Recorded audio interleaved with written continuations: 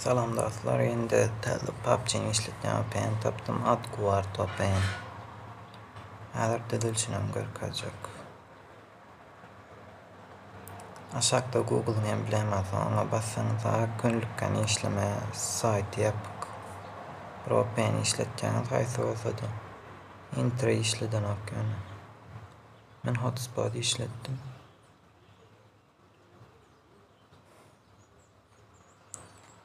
Google'ın emblemesi ve Facebook'un yanına şuna basacağız.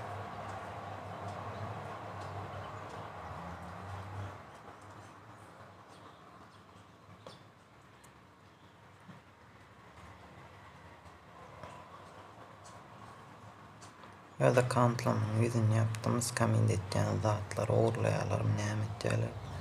Almasın diye bir akantını sınavasya çatılıyor. Sonra ayırıyorsun, VPN açıyorsun, tezeden giriyorsun.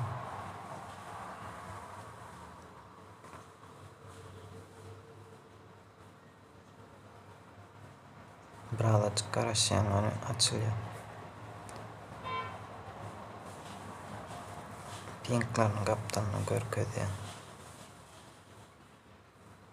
Gigabaydan götürse vatlayın da diysenizden tezeden neme verisini udalid edip baştan başlatacaksın, tez account açacaksın. Endi 3 GB veriyor. PUBG'de de varlık görülüyor.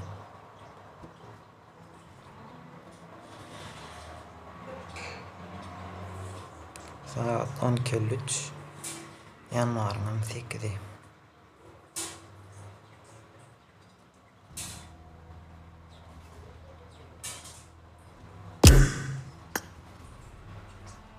Yerde Türkmen yok emmesin ayırdım.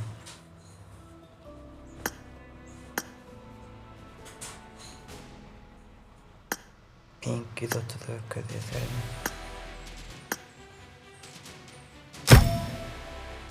Ne 130.